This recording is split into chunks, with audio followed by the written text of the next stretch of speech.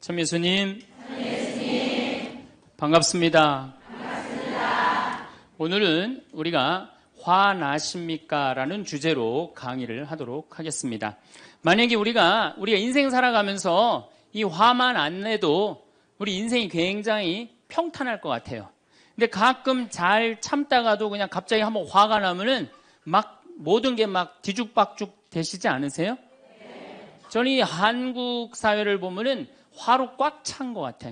며칠 전에 그 지하철 2호선에서 할머니 한 분이 손자 같은 그 딸을, 손녀 같은 아이를 머리채를 막 힘도 얼마나 좋으신지 그냥 막 하는 모습을 보면서 정말 우리나라에 화가 꽉 차 있구나. 우리 인생을 살아가면서 분노를 억제하지 못하고 돌이킬 수 없는 잘못을 저지를 때가 참 많아요. 홧김에 어떨 때는 부모도 죽여요. 홧김에 남편도 죽이고 홧김에 아내도 죽이고. 그래서 이 화를 잘 다스린다는 게 굉장히 중요한 것 같아요. 그럼 여러분 언제 화가 나요? 화가 나는 건 언제 화가 나냐면 무시당할 때. 남편이 시댁 식구들 앞에서 아니면 성당 모임에서 우리 마누라는 할 줄 아는 게 아무것도 없다. 얼굴이 잘생겼나, 음식을 잘하나, 성격이 좋으나 마음에 드는 게 하나 없다고 정말로 남편이 구박하면은 정말로 속에서 부글부글 끓죠. 예, 내가 누구한테, 남편뿐만 아니라 다른 사람한테 내가 무시당할 때 우리는 화가 나요. 여기서 분노가 끌어올리죠.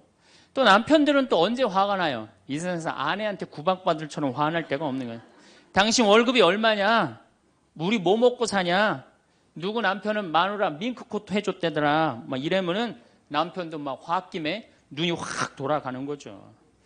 여러분들도 남편, 아내 말고 또 누구한테 화날 때, 누구한테 무시당할 때 화가 나느냐면은 자식한테 무시당할 때 화나는 거예요. 더욱이 기가 막힌 거는 5살, 6살짜리한테 무시당하면요, 막 끌어올라요.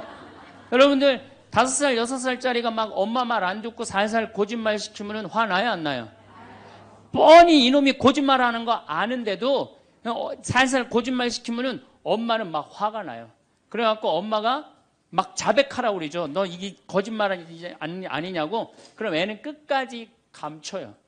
그럼 엄마는 그거 감추는 게 화가 나갖고 애를 막 두들겨 패죠. 근데 사실은 여러분들 그 아이들한테 화나는 거는 애가 문제가 있어서 여러분들 마음 안에 화가 꽉 차 있어서 그래요. 아니 그 5살, 6살짜리가 거짓말하면 얼마나 하겠어요. 그리고 자기가 잘못하면은 거짓말하는 건 인간의 본능이에요. 여러분들 국회의원들 청문회 볼 때 보면 거짓말 해야 안 해요? 장관 후보자들 청문회 할 때 보면 거짓말 해야 안 해요?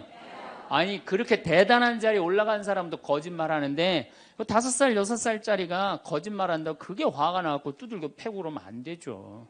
그리고 뻔히 얘가 거짓말하는 거 알면서도 확인한다고 계속 자백해라, 이 진실을 말해라.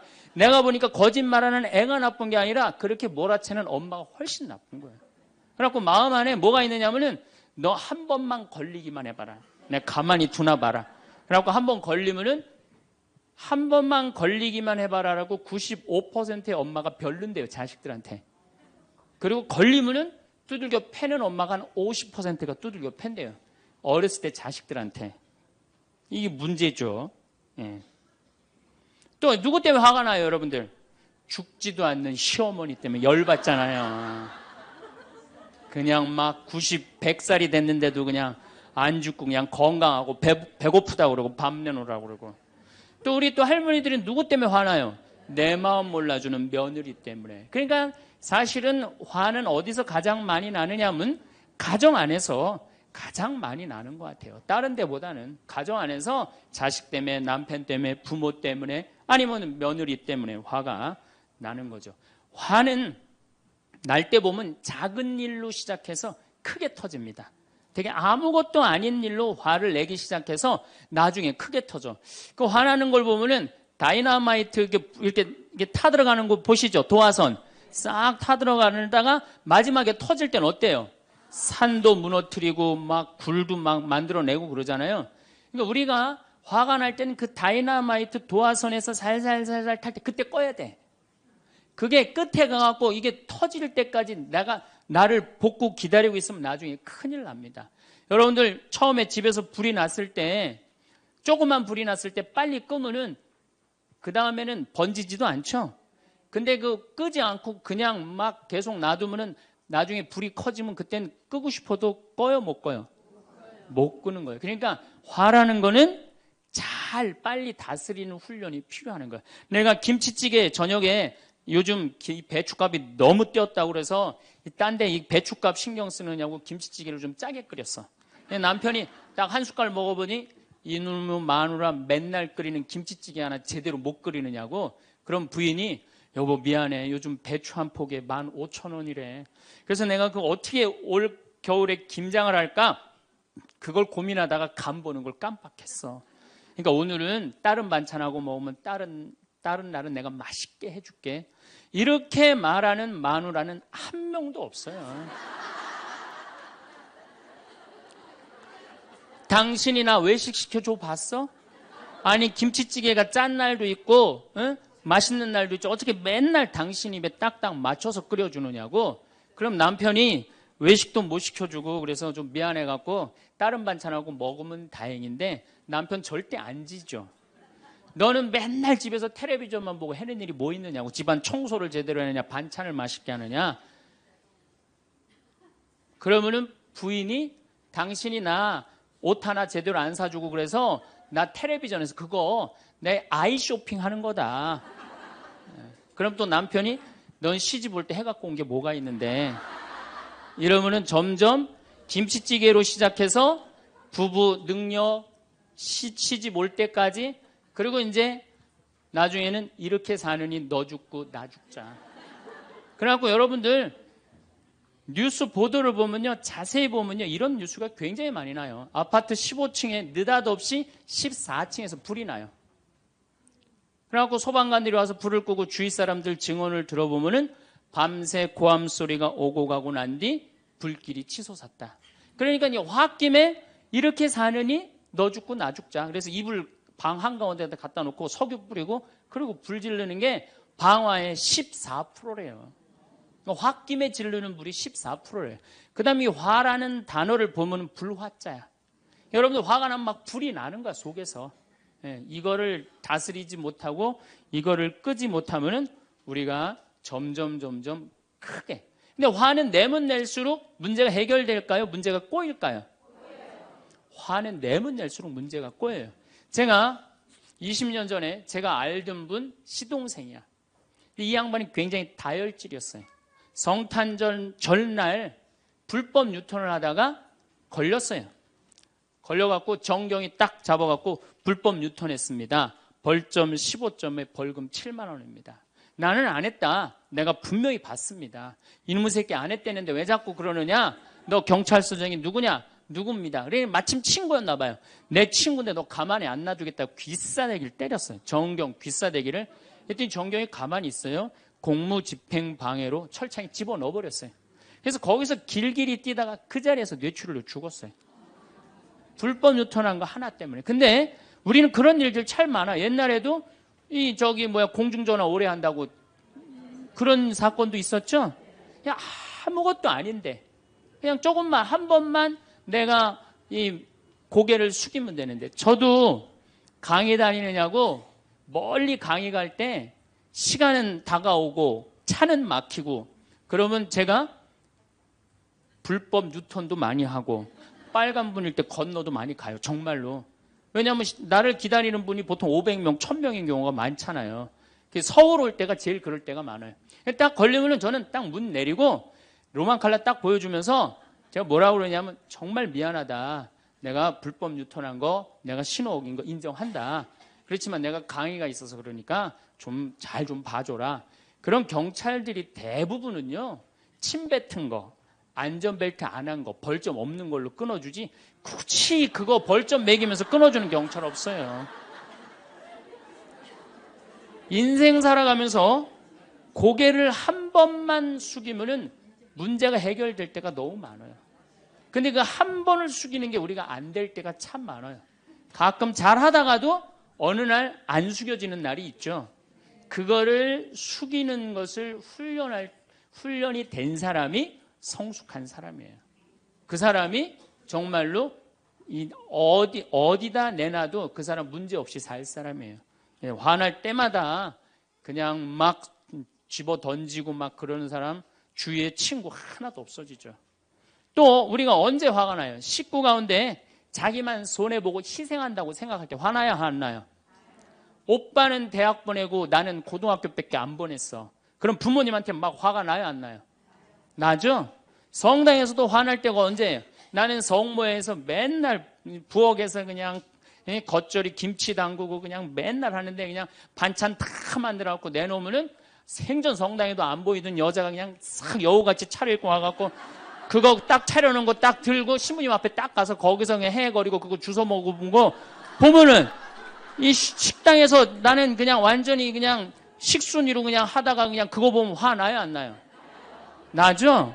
내가 손해본다고 생각할 때 화가 나는 거예요. 성당 공동체에서 제일 미치는 건 뭐냐 하면은 누군가 자기를 비난하고 다니고 있어. 근데 그 사람이 누군지를 모르겠어. 나를 두고 분명 욕을 하는데 그럴 때 화가 나요? 안 나요? 날 때 많죠. 열받는 분 계신가 보다. 내가 시집가서 내 시동생 어버 키우고 대학 보내고 장가 보내고 시누이도 그렇게 시집 다 내보냈어. 그래갖고 정말로 똥구멍이 찢어지게 가난한 집에 이 집에 와갖고 정말 다 이렇게 하고 다 먹고 살 만큼 해놨어. 그런데 환갑이 됐어. 그래갖고 야 내가 시집 와갖고 그렇게 잘해줬는데 내 환갑 때 다이아 반지를 해갖고 올 것이냐 유럽 여행 티켓을 갖고 오실 것이냐 기다리고 있는데 시동생 시누이들이 딱 환갑 때 왔는데 10만 원 봉투에 딱 넣어갖고 왔어. 그거 보면 열받아요? 열 안 받아요? 열 무지하게 받죠.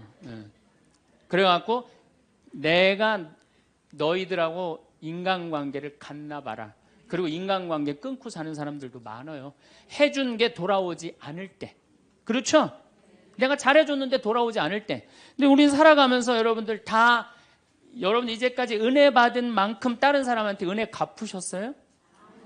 저는 신부 되기까지 많은 신부님들, 많은 수녀님들, 많은 교우들이 저를 도와줬어요. 근데 신부 돼갖고 일일이 그분들한테 쫓아다니면서 다 감사했는가? 생각해보니까 다 하지 못했더라고요. 나도 다 감사하지 못했는데 내가 그 감사를 받지 못한다고 화낼 필요는 없지 않는가 그런 생각이 들어요. 제가 신학교 다닐 때 우리 학장 신부님이 돌아가신 배문환 신부님이 영성훈화 할 때 아주 이해하지 못하는 훈화를 꼭 하셨어요. 여러분들은 본당 신부가 돼갖고 교우의 40%만 지지를 받아도 여러분들은 성공하는 신부입니다. 근데 전 신학생 때 이해가 안 갔어요. 신학생 때 왜 이해가 안 갔느냐 하면은 내가 신학생 때 인기가 얼마나 좋았느냐 하면은 막 방학 때 가면은 주일학교 애들이 막 매달려갖고 길을 못 갔어요. 지금이야 뭐 이상한 세상이 돼갖고 그러지 못하지만은 25년 전만 해도 애들이 신학생들을 얼마나 매달리고 좋아했어요. 초등학교 애들이. 중고등학교 애들은 내가 방학 끝나고 신학교 돌아가면은 애인 군대 보내는 것처럼 그렇게 섭섭하고 편지 보낸다고 그러고 학사님 보고 싶다고 그러고 본당에서 아줌마들은 나보면 죽어 좋아서. 그런데 신부가 돼갖고 교우의 40%가 나를 지지해 주지 않는다? 신학생 때도 인기가 이 정도라면 본당 신부 돼갖고 인기가 더 높을 거 아니에요. 그래서 신학교 그 영성문화를 이해를 못했어요. 근데 막상 제가 신부가 되고 보니 교우의 40% 지지받는 거는요 하늘의 별 따기보다도 어렵더라고요. 왜냐하면은 우리나라 지금 통계적으로 미사 참여율이 25% 나와요. 그러니까 정말로 그 신부님이 지지받는 신부님이다. 제대로 40% 지지받는 신부님이다. 그러면은 교우의 40%는 미사 참여율 나와야 될 거 아니에요. 그러니까 교우가 1000명이라면 400명은 나와야 될 거 아니에요. 2000명이라면 800명이라면 나와야 되는데 2000명 중에 800명 나오는 본당은 없어요. 2000명이라면 한 500명 정도, 600명 정도 나와요. 많이 나와요. 우리나라 평균적으로. 그러니까 40% 지지받는다는 게 어려워. 예수님은 나 환자 10명 고쳐줬는데 몇 명 돌아왔죠? 한 명 돌아왔어요. 그러니까 여러분들이 여러분들 주위에 있는 사람들 10명한테 잘해줬어. 10명한테 잘해줬는데 9명이 돌아오지 않는다고 해서 섭섭할 필요가 없다는 얘기죠. 그 한 명이라도 돌아오면은 다행인 거예요. 그러니까 모든 사람들한테 인정받는 일이 쉬운 일이 아니다. 많은 사람들 화나는 경우가 어떤 경우가 여러분들 화가 많으냐면 자기가 완전한 사람이라고 생각할 때, 자기 판단이 옳다고 생각할 때, 그걸 옳다고 믿을 때 화가 나요. 많은 분들이 어떤 경우가 있느냐면은 내가 관상 좀 볼 줄 아는데 그 사람 틀렸어. 아니면 내가 관상 좀 볼 줄 아는데 그 사람 진짜 괜찮은 사람이야. 이 중에 관상 못 보는 사람 어디 있어? 50년, 60년 살으면은 딱 보면 다 알지. 그렇죠? 그런데 그게 맞는 경우도 있고 틀리는 경우도 참 많아요. 근데 우리는 어떤 착각을 갖고 있냐면 내가 적어도 판단하는 건 맞다고 생각해요. 다 여기 저를 포함해서 여러분들 모두가 그런 생각을 해요. 근데 그게 허물어졌을 때 화가 나는 거예요. 그게 허물어졌을 때. 제가 지난달에 뉴욕에 강의를 갔었어요. 퀸즈 성당이라는 데서 강의를 했는데 교우들이 진짜 많이 나왔어요. 정말로 꽉 찼어요. 강의를 하는데 정말로 반응이 아주 좋더라고요. 이 강의가 끝나고 이제 본당 신부님하고 사제관을 올라가는데 따라오는데 이게 한국 사람이 안 따라오고 미국 여자가 따라오는 거예요. 미국 여자가 따라와갖고 그러는 거예요. 신부님, 자기가 신부님 강의를 한국말을 잘 못 알아들어서 잘 알아듣지는 못하지만은 너무 감동을 받았다고. 신부님은 정말로 하느님의 사람이라고. 나는 듣다 내 강의를 정말로 감동받다 못한 미국 여자까지 내 강의를 감동을 받는구나.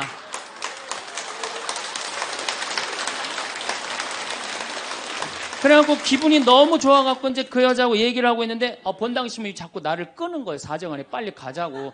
나 지금 미국 여자하고 얘기하는데 지금 본당 신부님이 내 팔을 자꾸 끄는 거예요. 그래갖고 아니 신부님 나 좀 빨리 가자고. 그 본당 신부님이 가자고 그랬는데 어떻게 가자고 그랬더니 본당 신부님이 조금 지나가더니 신부님이 그러는 거예요. 신부님 저 여자 이거라고 이거.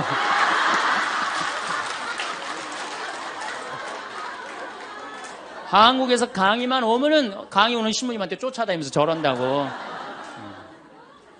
난 내가 강의 잘해갖고 그런 줄 알았더니 쫓아와갖고 그냥. 내가 성당 봉사한다고 해서 모두가 나를 알아봐 줄 거라고 착각해서는 안 됩니다.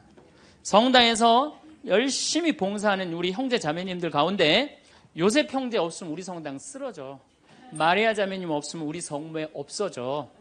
우리 데레사 자매 없으면 성가대 없어져. 그 말 믿지 마세요. 없어져도 성당 잘 돌아가요. 성가대에서 데레사 자매 빠져도 오히려 더 잘 돼. 그러니까 내가 그렇게 대단한 인정을 받는다고, 내가 그런 자리에 차지한다고 생각하는 그때부터 내가 불행해지기 시작하는 거예요.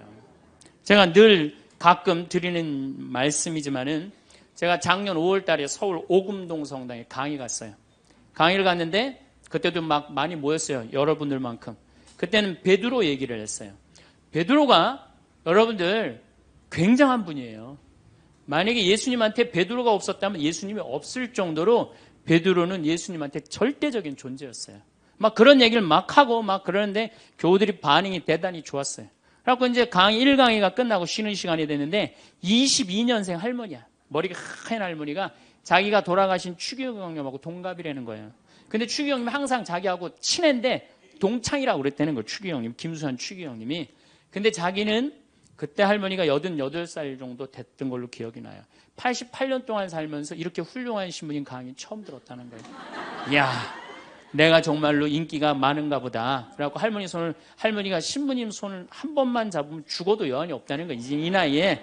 그래서 할머니 감사합니다. 그리고 할머니 손을 잡았는데 이 할머니 하시는 말씀이 난 오늘 우리 차동엽 신부님 손을 잡아서 죽어도 여한이 없다는 거예요. 차동엽 신부님 손을 잡아서.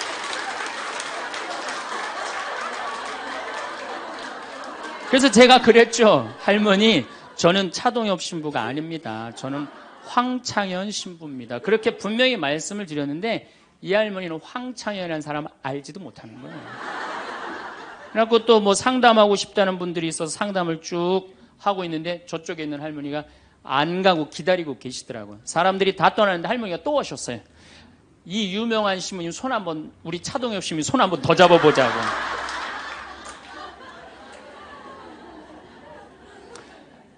모든 사람들이 나를 인정해주지 않는다 하더라도, 모든 사람들이 나를 알아주지 않는다 하더라도 실망하실 필요 없어요. 그리고 우리가 인생 살아가면서 모든 사람이 나를 인정해주는 일은 없어요. 그러니까 여러분들 가운데 모든 사람이 나를 좋아해. 이분은 사실은 나중에 불행의 씨를 갖고 있는 분이에요. 화의 씨를 갖고 있는 분이에요. 10명 중에 몇 명만 나를 좋아해도 성공해? 4명만 좋아해도 성공한 거예요.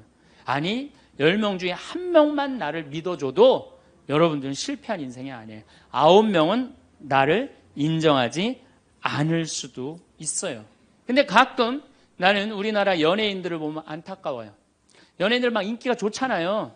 인기가 좋은데 막 따라다니잖아요. 막 따라다니는데 그 연예인들 따라다니는 사람들을 보면은 많이 따라다녀 500명, 1000명이에요.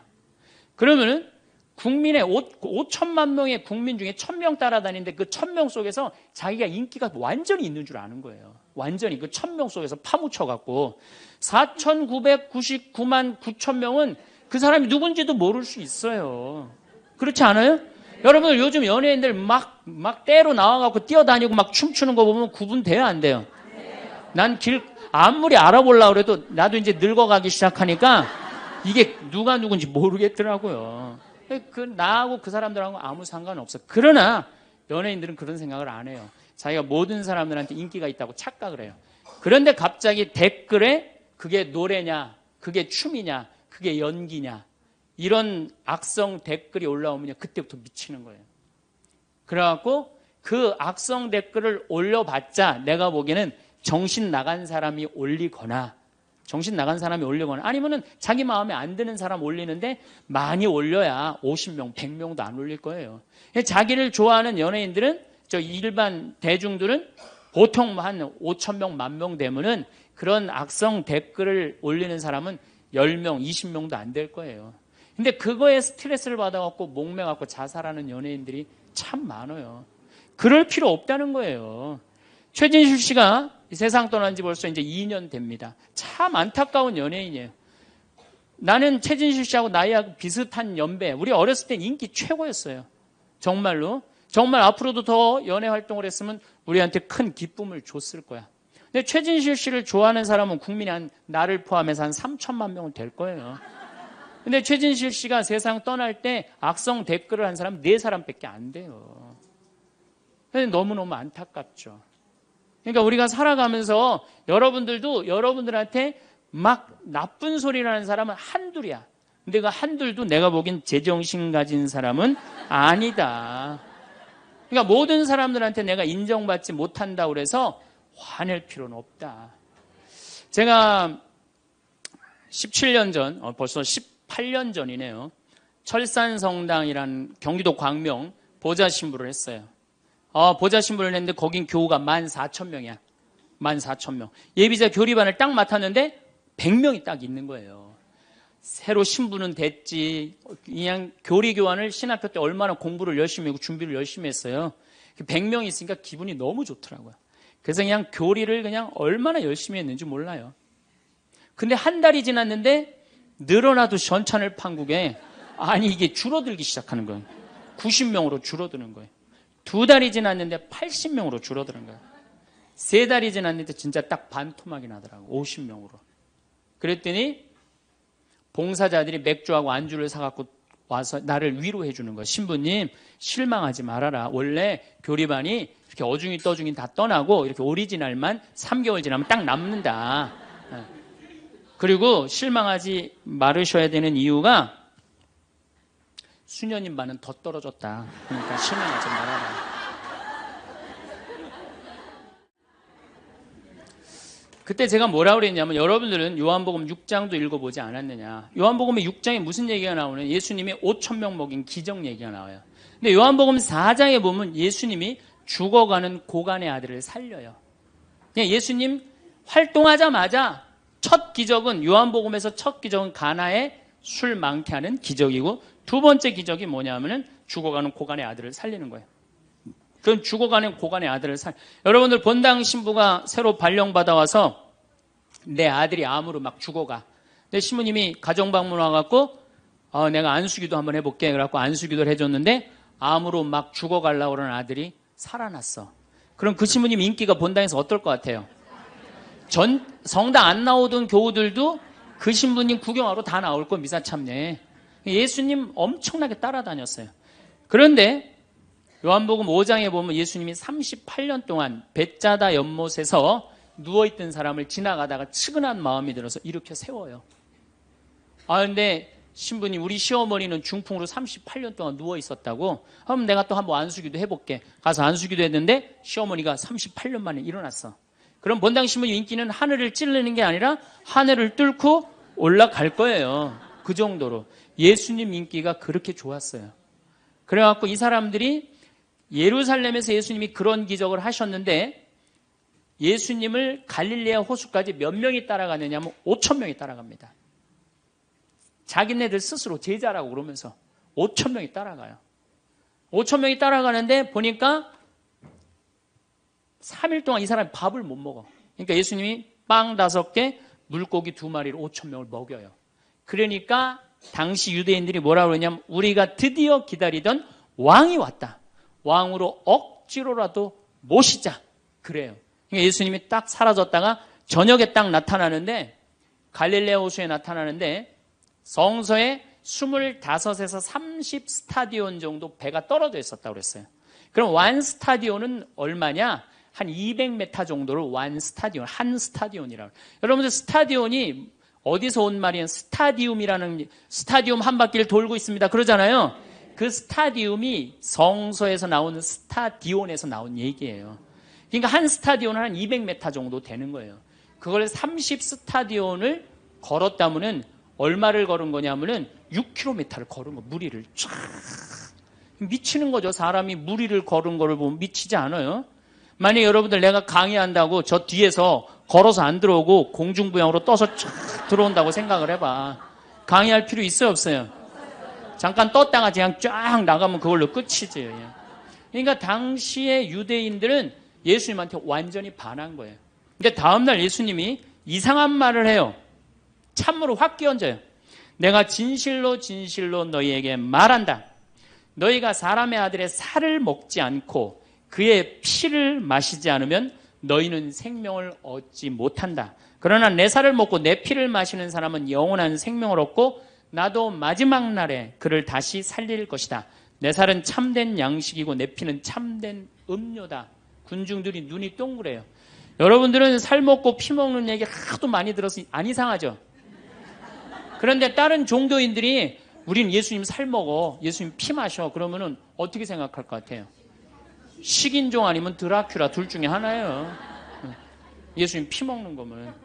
그러니까 당시의 유대인들이 뭐라고 그러냐면 이 말씀은 듣기가 너무 거북하다. 누가 듣고 있을 수 있겠는가? 그러니까 그러면서 떠나요. 그러니까 예수님이 당신의 말씀을 두고 투덜거리는 것을 속으로 아시고 그들에게 이르셨다. 이 말이 너희 귀에 거슬리느냐? 그리고 성서에 이렇게 우리에게 말합니다. 이 일이 일어난 뒤로 제자들 가운데 많은 사람이 되돌아가고 더 이상 예수님과 함께 다니지 않았다. 다 떠나간 거예요. 말을 알아듣기 너무 어렵다고. 그러니까 이제 예수님이 이제 딱 12명 딱 남아있는 거, 어떤 무식한 어부 12이 눈을 동그랗게 뜨고 예수님을 쳐다보는 거예요. 그러니까 예수님이 이때 뭐라고 그러냐면은 너희도 떠나고 싶으냐. 그러니까 이 12마저 떠나면 예수님 완전히 낙동강 오리알 되는 거예요. 이때 대단한 인물이 하나 나옵니다. 누구냐? 베드로예요. 다 떠났음에도 불구하고 의리를 지킨 분이 베드로예요. 당신은 영원한 생명을 주시는 말씀을 가지고 있는데 우리가 어디를 갑니까? 그리고 예수님은 이 12하고만 다니세요. 그리고 요한복음 6장 다음에 7장에는 뭐라고 써 있느냐면은 이들이 예수님을 죽이려 함으로 예수님은 더 이상 공식적으로 돌아다니지 않고 몰래 숨어서 갈릴레아만 다니셨다고 그래요. 그러니까 이 12하고만 그냥 돌아다닌 거 죽이려고 그러니까 피해서. 그러니까 예수님 그렇게 죽어가는 고간 아들 살리고 38년 동안 배짜다 연못에 누워있던 사람 살리고 5,000명 먹이고 생 난리를 쳐갖고 막 5,000명이 따라다니다가 결국은 몇 명 건졌느냐? 12명 건진 거예요. 여러분들 5,000명 중에 12명 건진 예수님이 나요? 100명 중에 50명 건진 제가 나요? 누가 나요? 내가 낫지 않아요? 아니 내가 예수님보다 나은데 뭐 그 예비 교우 50명 떨어졌다고 실망할 게 뭐 있어.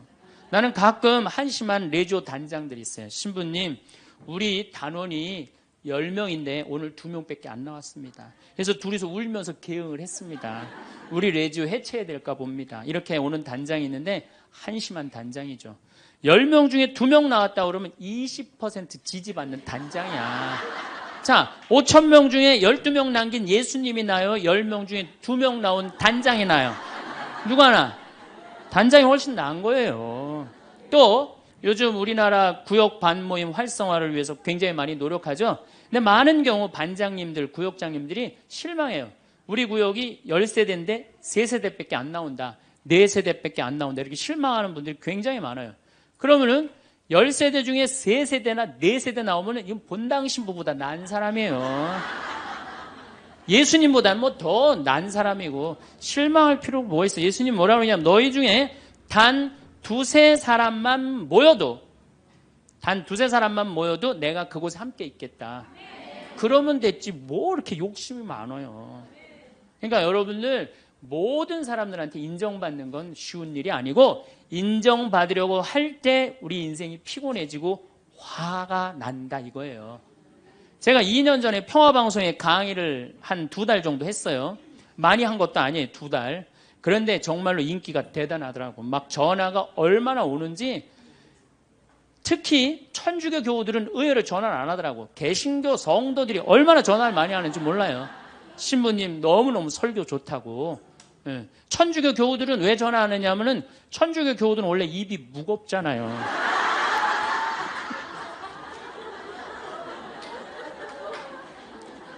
급기야는 목사님이 전화를 하셨어요.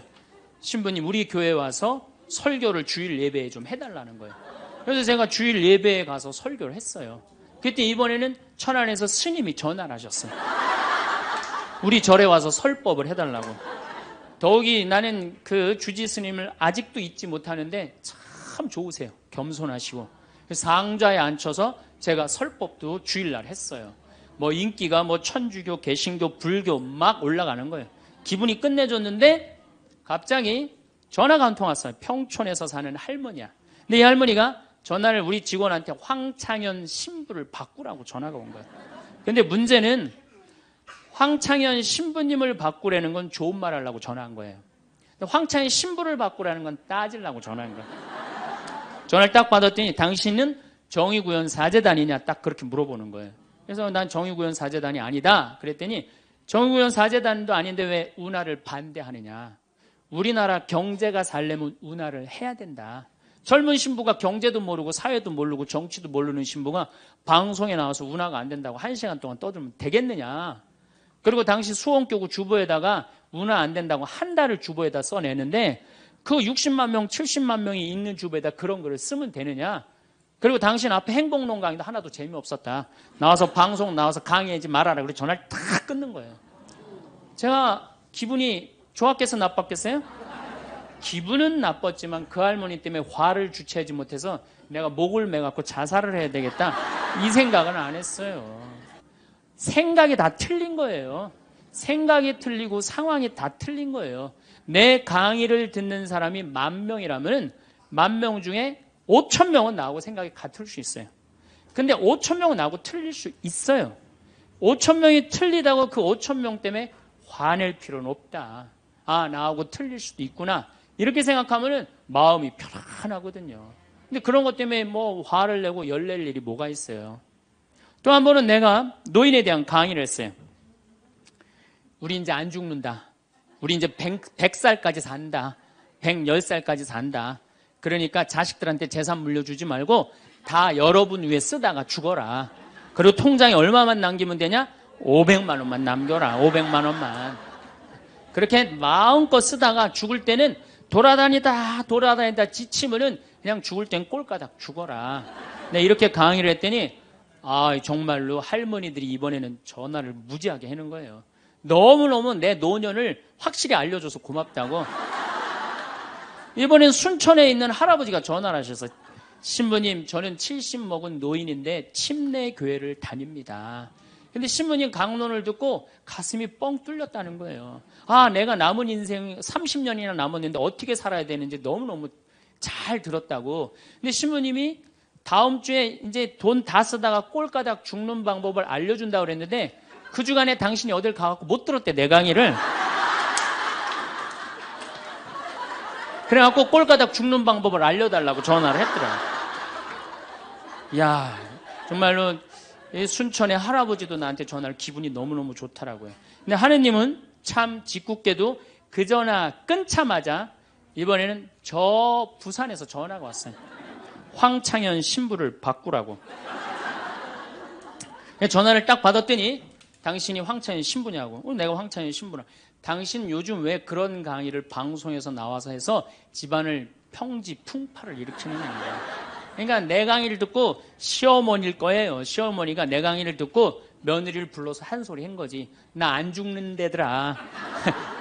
너 나 다 나 위에서 쓰다가 나 통장에 500만 원만 남길 테니까 나한테 유산 받을 생각 꿈도 꾸지 말아라. 그렇게 이제 얘기를 한 거야. 그러니까 그냥 열받으니까 나한테 전화를 한 거죠. 그런 강의 하지 말라고. 그리고 그 자매는 한마디 더 하더라고요. 당신 강의하는 거 재수 없다고 그랬죠.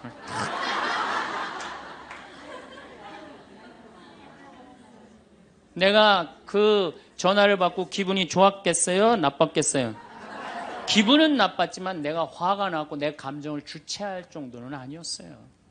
왜? 상황이 틀리니까. 얼마든지 내가 공격받을 수 있는 얘기를 한 거니까. 그런 다른 의견이 있을 수 있는 거예요. 그걸 일일이 다 대응하려고 그러면요, 나중에 내가 어떻게 될 것 같아요? 미쳐요. 미쳐요. 여러분들, 요즘 나는 가끔 텔레비전 보면서 총리들도, 대통령도 막 신발 막 던지고 막 결함 막 던지고 그러잖아요. 대통령한테도. 우리가 남이 나한테 평가하는 게 전부는 아닙니다. 자기 소신, 자기 확신, 자기 멋이 있으면은요, 누가 뭐라 그래도 별로 거기에 흔들리지 않아요. 근데 그냥 남들 말에 막 귀 기울이고 그냥 거기에 신경 쓰는 사람은 조금만 뭐가 있어도 화를 내고 자기를 주체하지 못하는 거예요. 루카복음 9장 51절을 보면 예수님이 사마리아를 통해 예루살렘으로 올라가려고 할 때 사마리아 사람들이 예루살렘에 간다는 이유로 예수님을 거부해요. 들어가지 못하게, 동네를. 그 동네로 지나가면 지름길로 갈 수 있는데, 그러니까 야고보하고 요한이 열받아갖고 뭐라 그러냐면 하늘에서 불을 내려다가 살러버릴까요? 얼마나 열받았으면은 하늘에서 불을 내려다가 살러버릴까요? 그래요. 근데 예수님은 이 둘을 꾸짖고 돌아가세요. 예수님도 돌아가는데 우리가 화가 난다고 그냥 열지르는 사람마다 전부 다 정면 돌파할 필요는 뭐가 있어요? 그렇지 않겠어요? 우리도 예수님처럼 돌아갈 상황이 되면 돌아갈 줄 알아야 됩니다. 세상 사람들이 다 나를 몰라준다 해도 화낼 일도 아니에요. 공자님은 뭐라고 그러셨느냐? 진정한 성인은 자기를 몰라줘도 분노하지 않고 유유자적할 줄 아는 사람이 진정한 성인이라고 그랬어요. 내가 누군데 나를 몰라봐. 왕년에 내가 이 거리를 주름 잡던 사람인데 이 성당 지을 때 내가 어떻게 했는데 나에게 이럴 수가 있어. 내가 시집와서 똥구녕이 찢어지게 가난한 이 집 이렇게 일으켜놨는데 나를 무시할 수 있어? 이렇게 자꾸 자기 도취에 사로잡히면은요, 나중에 다른 사람하고 부닥치게 되고 잘난 척하게 되는 그런 꼴이 된다. 그런 꼴이에요. 여러분들, 반대로 모두를 사랑할 수 있어요? 내가 모든 사람들한테 사랑받을 수도 없지만은 반대로 사랑할 수 있느냐? 다 사랑할 수 있어요? 쉽지 않죠? 내가 본당 신부 해보니까 다 사랑하는 사람이 있긴 있더라고요. 누가 다 사랑하느냐면 머리에 꽃 꽂은 여자가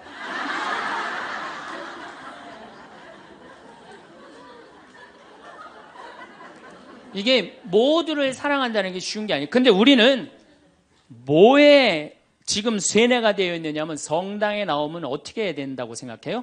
모두를 사랑해야 된다고 생각하지 않아요?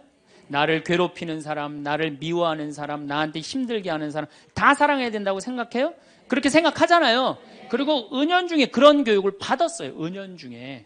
근데 성서에 모두를 사랑하라는 구절은 없어요. 서로 사랑하라고 그랬지 모두를 사랑하라고 하는 구절은 없어요.